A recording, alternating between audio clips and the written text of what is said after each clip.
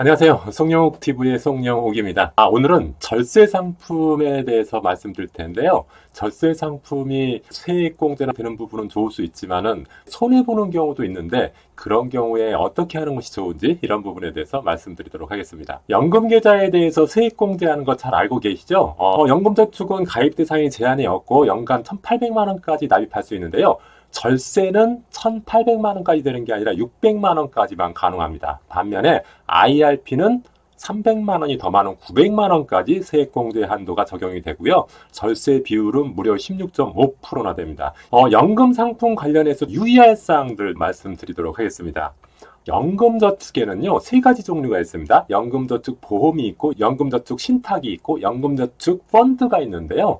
세 개 중에 아무거나 선택해도 절세 혜택이 다 있긴 한데 연금저축 보험 같은 경우에는 사업비가 차감이 됩니다. 경비 관련된 부분을 차감하기 때문에 수익률 면에서는 떨어질 수가 있겠죠. 그리고 중도 해약하게 된다고 하면은 해약 환급금을 지급하게 되는데 해약하게 되면 원금 손실이 굉장히 커지는 경우가 많죠. 그리고 연금보험 같은 경우 기사에 나온 거 보니까 한 10년 정도 지나게 되면은 연금보험을 유지하는 분들이 반 정도밖에 안 된다고 합니다. 그러니까 반 정도는 해약을 한다는 거죠. 해약을 하면은 중도 해약 되기 때문에 해약 환급금이 아주 적게 되죠. 그래서 저는 개인적으로 연금 상품을 연금저축 보험 형태로 가입하는 것보다는 연금저축 펀드 형태로 가입하는 게 더 좋겠다. 왜냐하면 펀드는 사업비 차감 같은 걸 안 하니까 연금저축 보험보다는 비용이 좀 적게 듭니다. 연금저축 펀드도 판매 보수나 운영 보수와 같은 비용은 들어가거든요. 그런데 이것도 일반 펀드로 가입하지 않고 ETF 형태로 가입을 하면은 이런 분이 훨씬 더 줄어들 수 있으니까 연금저축 펀드 가입할 때도 일반 펀드 말고 ETF 중심으로 가입을 하면은 판매 보수 운영 보수를 굉장히 많이 줄일 수가 있습니다. IRP 계좌 같은 경우는요. IRP 계좌 관리 수수료라는 게 있거든요. 이게 보통 0.1%에서 0.3% 정도 되는데 이것도요. 안 내고 싶으면은 비대면 온라인으로 계좌 개설을 하면은 계좌 관리 수수료를 전혀 안 받겠다고 하는 증권사들이 많이 있거든요. 그러니까 그런 계좌를 이용하는 것도 굉장히 좋다고 생각이 됩니다. 연금 상품을 중도 해지할 때는 세금상 불이익이 존재합니다. 일반적으로 세제 혜택을 주는 대신에 중도 해지하게 되면은 기타 소득세라고 해서 세금을 엄청나게 추징을 하거든요. 그런데 중도 인출을 하더라도 특별 중도 해지 사유에 해당되면은 세제 불이익이 적어지거든요. 그런 부분도 좀 활용했으면 좋겠고요. 꼭 중도 인출하려고 하지 말고 그 상품을 이용해서 대출을 활용하는 법도 괜찮겠죠. 그러면은 그 기타 소득세 같은 고율의 세금 추징을 당하지 않을 수 있기 때문에 유리하다고 볼 수가 있겠습니다. 그 다음 연금소득이 1,500만 원 넘어가면은 종합소득세로 과세하거든요. 근데 종합소득세율은 6.6%에서 최고 49.5%까지 되기 때문에 세금을 좀 많이 낼 수가 있습니다. 그렇지만은 여러 개 상품으로 분할하면은 이 부분을 조금 관리할 수 있기 때문에 연금 관련 상품은 한 개의 계좌에 몰빵하는 것보다 여러 계좌에 나누어서 기간을 분할해서 하게 되면은 연금 소득을 1,500만 원 이하로 줄일 수도 있겠죠. 그런 부분을 잘 활용하는 게 좋겠다고 할 수가 있겠습니다. 연금저축이나 IRP에서 돈을 인출하는 경우는 세 가지 경우가 있습니다. 연금이 개시돼서 연금으로 정상적으로 지급되는 경우, 이런 경우에는 연금액의 3.3%에서 5.5%까지 아주 낮은 세율로 과세를 하게 됩니다. 일반적으로 이자소득세 같은 경우는 15.4%로 과세하기 때문에 세율이 높잖아요. 그런데 연금 형식으로 받으면은 3.3에서 5.5%까지만 내면 되니까 굉장히 세금을 적게 낼 수 있다. 이런 게 가장 좋은 케이스인데 만약에 연금 개시할 때 그렇게 연금식으로 받지 않고 한꺼번에 일시금으로 받는다. 그러면은 무려 16.5%의 세금을 내야 됩니다. 그러니까 내가 100만 원 받으면 16만 5천 원 내야 되고 1000만 원 받으면 165만 원이나 세금을 내야 된다는 거죠. 그리고 기타 소득세는 납입금과 운용 수익의 16.5%이기 때문에 상당히 큰 금액이라고 볼 수가 있습니다. 뿐만 아니라 연금 개시하기 전에 중도에 돈을 인출하는 경우, 이런 경우에도 16.5%로 세금을 내야 되기 때문에 심지어는 손해보는 경우도 있습니다. 그 부분에 대한 예시를 한번 보여드리겠습니다. 이게 기사에 나왔던 예인데요. 매년 400만 원씩 10년간 연금저축에 넣었더니 연봉 5,500만 원 이하이신 분들은 연금으로 수령했을 때는 311만 원을 환급받을 수 있는 그런 조건인데 중도 해지했더니 환급은커녕 77만 원 세금을 내야 되는 상황이 됐습니다. 그래서 손해액이 388만 원에 이른다. 어쨌든 이런 연금저축이나 IRP 같은 경우에는 중도에 해지하게 되면은 경우에 따라서 손해액이 굉장히 커질 수가 있다는 점 꼭 기억하시고, 가능하면은 연금 관련된 상품은 중도 해지하거나 중도 인출은 안 하는 게 최선입니다.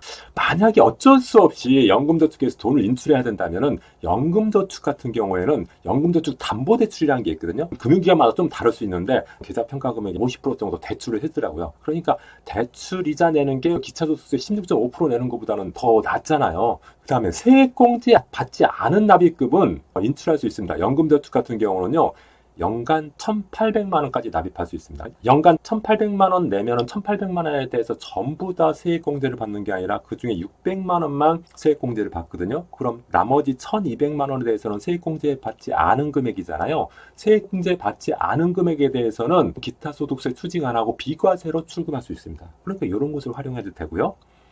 전업주부가 만약에 연금저축에 가입했다. 근데 전업주부 같은 경우에는 직장 생활을 안 하고 집에만 있기 때문에 세액공제 받을 일이 없죠. 이런 분들은 능금액 그대로 그 기타 소득세 없이 출금할 수 있습니다. 그러니까 이런 것을 활용해도 되겠습니다. 그 다음 특별증도 해지라고 해서요, 부득이한 상황에서 특별하게 해지하는 경우에는 16.5% 기타 소득세로 과세하지 않고 3.3%에서 5.5%의 낮은 세율로 과세하게 되는데, 이런 것을 활용하는 것이 좋은데, 그러려면 특별중도해지 사유가 어떤 것이 있느냐를 알아야겠죠.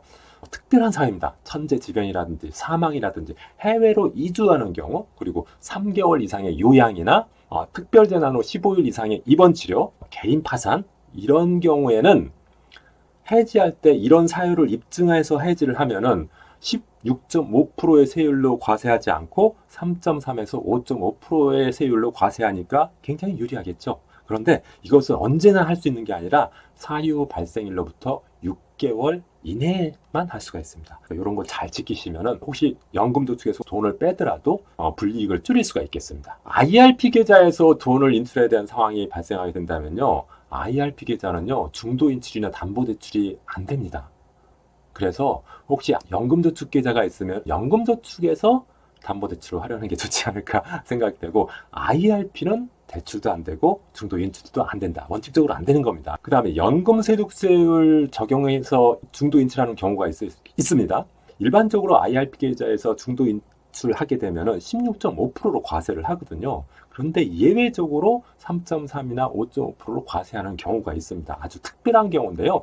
6개월 이상의 요양에 필요한 의료비, 개인회생이나 파산선고, 그 다음에 천재지변, 아주 특별한 경우, 이런 경우는 거의 드물잖아요. 이런 경우에만 3.3%에서 5.5%로 저율과세하고요. 또 무주택자가 주택을 구입하거나 전세 구입할 때, 이럴 때도 IRP 계좌에서 돈을 인출할 수 있는데, 이런 경우에는 16.5%나 과세를 하거든요. 그러니까 이런 경우에는 가능하면은 IRP에서 돈을 빼지 말고 일반 신용대출이나 담보대출을 이용하는 게 더 좋지 않을까, 이렇게 생각이 됩니다. 연금저축 IRP 세팅할 때 노하우에 대해서 말씀드리겠습니다. 연금저축이나 IRP와 관련해서 핵심 포인트 3가지는 중도인출 가능하면 하지 말자. 하더라도 그 불이익이 적게 하자. 그게 첫 번째고요. 두 번째, 절세에 대비하자. 나중에 노후가 되면은 세금도 큰 문제잖아요. 그러니까 세금을 적게 받는데 초점을 맞추자.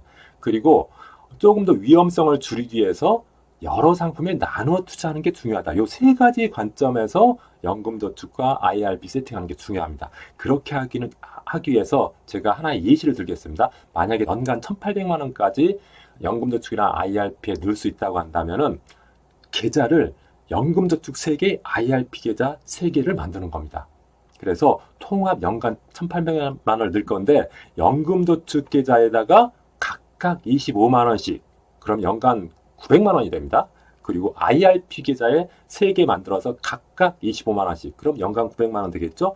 이렇게 해서 관리하는 게 좋겠다. 왜냐하면 이렇게 하면요, 중도 인출할 때 모든 계좌를 해지할 필요 없이 이 중에서 연금 1번 계좌, IRP 1번 계좌만 해지하면은 2번, 3번 계좌는 남아있기 때문에 계속 세제 혜택을 받을 수가 있겠죠. 이런 점에서 좋고요.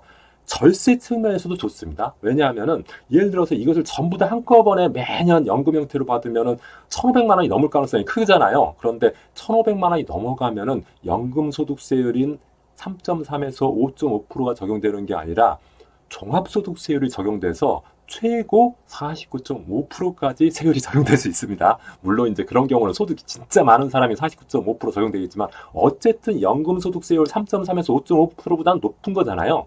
그러니까 이럴 때 만약에 연금저축 1번은 60에서 70세까지만 연금으로 받고 그 다음에 연금저축 2번하고 IRP 2번은 70세부터 80세 받기로 하고 연금저축 3번과 IRP 3번은 80세부터 90세까지 받기로 하면은 아무래도 세금 부분에서 절세가 되겠죠. 그리고 분산 투자 차원에서 이렇게 연금 계좌를 여러 개로 만들면은 다양한 상품에 투자할 수 있기 때문에 좀 위험이 적으면서 높은 수익을 추구할 수 있다는 장점이 있습니다. 그래서 연금저축이나 IRP 세팅할 때 각각 3개씩 만들어라. 설령 각 계좌마다 25만 원이 아니라고 하면은 한 계좌당 10만 원씩만 넣어도 됩니다. 어쨌든 이렇게 여러 개 계좌를 만들어서 관리하는 게 좀 더 유리하겠다 이렇게 생각합니다. 오늘 이 시간에는 여기서 마치도록 하겠고요. 제 말씀이 도움이 되셨다면 구독, 좋아요 부탁드립니다. 고맙습니다.